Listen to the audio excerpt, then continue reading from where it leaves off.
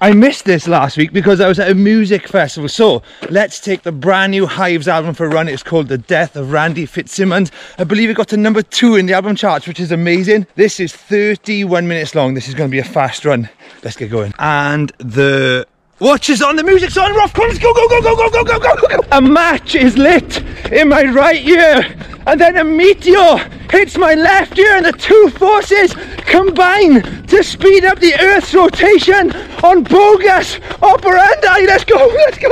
Ah, that guitar riff is as slanted and as diagonal as a telescopic ladder waking up in a briefcase, and his voice comes in.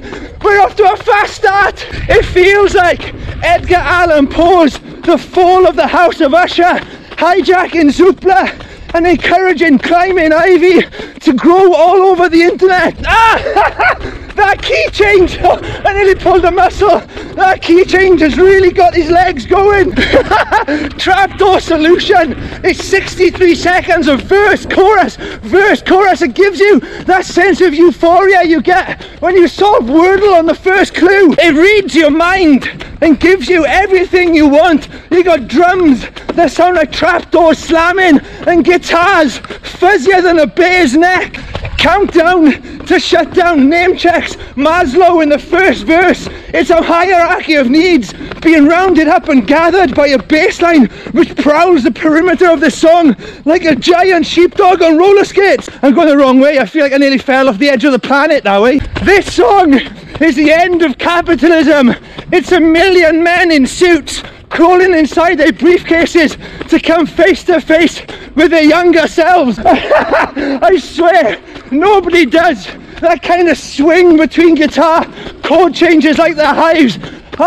The first time I heard this band, I went out and bought a Telecaster. I've gone backwards on this song to listen to the last 30 seconds again to power me up this hill. Come on! Da-na-na-na. Rigor Mortis Radio has a floor tom that flaps like Vesuvius dressed in an anorak. The production on this song is perfect.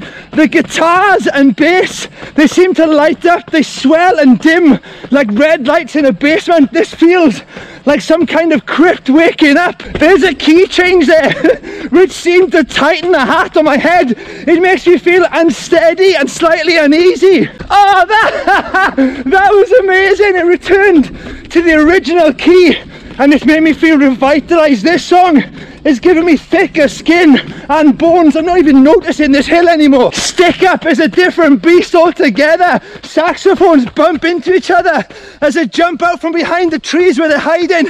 This is a highwayman with a dented trumpet marching beneath a sky full of rain. Smoke and Mirrors has a similar travelling circus feel to Stick Up, and it's making me think of the Hives as these crumpled wise men travelling town to town in a post-apocalyptic world, telling us all that we are better off being feral, reminding us of the power of rock and roll. Crash Into the Weekend delivers verse after verse after verse. It's all deep lung gulps and hypnotic hand claps. You don't need a chorus when a song like this makes you feel you could live forever. Two Kinds of Trouble cranks itself into life with chunks of guitar that fall like coal into a furnace. It's another song which is about staying true to yourself. The Hives pass through your skull like the electricity that woke up Frankenstein's monster. It feels like gothic punk rock, Prometheus in the mosh pit.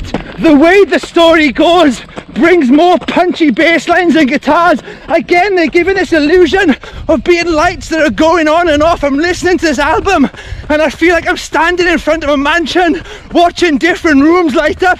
The production is stunning and the songs are perfect, okay? They've created a monster hefty enough to be terrifying, but you can still hear the bones rattling inside his body, which adds another level of magic to it. The bomb brings this frantic protest straight to your front door. We are all bombs and we all want to go off. Let's see how fast I can run to this song. At this point in the album, I'm really starting to wonder if my feet are touching the floor or not. I feel no contact. I feel like I'm flying. What did I ever do to you? unexpectedly washes up on your shore, kept afloat by this glitching Casio synth and these wide crashing guitars. This is fascinating. This song seems to have a different narrator. The self-confidence has slowed enough for him to look around and wonder what he's done to hurt somebody else, and that adds another fascinating dimension to this album. It's almost as if it's the human voice screaming inside this monster, because this really does feel like a gothic album. I don't know, it's full of the living dead and stuff like that, and this seems to be the human voice waking up inside it. Step out of the way. It's a perfect ending to this album. It encourages you to think about yourself again, ignore the advice of all the stupid people around you, and just do what you gotta do. This song seems to be readjusting my frequency. It's tuning me in to the same wavelength as a force of nature. I'm running down this road like a hurricane. I'm nearly at the end of this album. This has been a very fast and frantic 30 minutes and I've loved it. Oh, are we done? We are done. Hang on.